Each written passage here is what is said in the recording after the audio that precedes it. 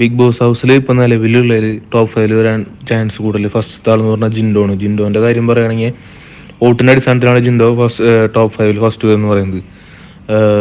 അതെന്താണെന്ന് വെച്ച് കഴിഞ്ഞാൽ ഫസ്റ്റ് ഡേ തൊട്ട് നോക്കുകയാണെങ്കിൽ ജിൻഡോയുടെ കയ്യിൽ നിന്ന് വന്നിട്ടുള്ള മിസ്റ്റേക്സൊക്കെ ആൾ തിരുത്തി ജനങ്ങളെ കൺവിൻസ് ചെയ്തിട്ടാണ് വോട്ടാക്കി മാറ്റിയിട്ടുള്ളത്. ആൾക്ക് വോട്ടിൻ്റെ ഇത് നോക്കുകയാണെങ്കിൽ 90,000 വോട്ടിൻ്റെ അടുത്തൊക്കെ വരുന്നുണ്ട് നോമിനേഷനിൽ വരുമ്പോൾ വോട്ട്. അതുകൊണ്ട് ഫസ്റ്റത്തെ ആൾ ജിൻഡോ.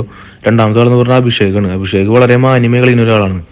വെറുതെ ആവശ്യമില്ലാത്ത കാര്യങ്ങൾ മറുപടി പറഞ്ഞ് അതൊരു പ്രശ്നങ്ങളാക്കി മാറ്റി അങ്ങനെ ചെയ്യുന്ന ഒരാളല്ല. ആൾക്ക് പറയാനുള്ള കാര്യങ്ങൾ ആരുടെ അടുത്തായാലും ആൾ കറക്റ്റായിട്ട് പറയും. പിന്നെ അതിനുശേഷം ടാസ്കുകളിലായാലും ആള് വളരെ എഫേർട്ട് കളിക്കുന്നുണ്ട്. ഇപ്പോൾ ടിക്കറ്റ് ഫിനാലെ ടാസ്കിലൊക്കെ ആള് നല്ല പോലെ ഗെയിം മനസ്സിലാക്കി കളിക്കുന്നുണ്ട് അഭിഷേക്. മൂന്നാമത്തെ ആളെന്ന് പറഞ്ഞു കഴിഞ്ഞാൽ അർജുനാണ്. അർജുൻ്റെ കാര്യം പറയുകയാണെങ്കിൽ ഇപ്പോൾ എല്ലാവരും പറഞ്ഞിട്ട് ഒരു കോംബോ കളിക്കുന്നുണ്ട്. പക്ഷേ അർജുൻ്റെയും ശ്രീധുവിൻ്റെയും കോംബോ ഗബ്രിയുടെയും ജാസ്മിൻ്റെയും കോംബോ പോലത്തെ ഒരു ഊച്ചാളി കോംബോ അല്ല അത്. അത് വളരെ മാന്യമായ രീതിയിലാണ് ജനങ്ങളിലേക്ക് എത്തിക്കുന്നത്. അവർ അതുപോലെ കളിച്ച് പോരുന്നതും. അതുകൊണ്ട് അർജുൻ പിന്നെ അതുപോലെ അർജുൻ സപ്പോർട്ടും ഉണ്ട്. പിന്നെ അത് മാത്രമല്ല അർജുൻ ടാസ്കുകളിലും വളരെ നല്ല രീതിയിൽ കളിക്കുന്നുണ്ട് അർജുൻ.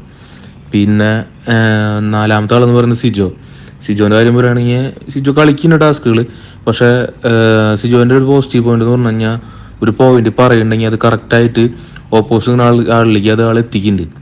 പിന്നെ അതുപോലെ അത് മാത്രമല്ല ആൾക്ക് അത് പറഞ്ഞ് ഫലിപ്പിക്കാനുള്ള ഒരു കഴിവുണ്ട് സിജോയ്ക്ക്. പിന്നെ സിജോ ഒരു ചെറിയൊരു ഡോമിനേറ്റിംഗ് ക്യാരക്ടർ പോലെയാണ് കാണുന്നത് ബിഗ് ബോസ് ഹൗസിൽ.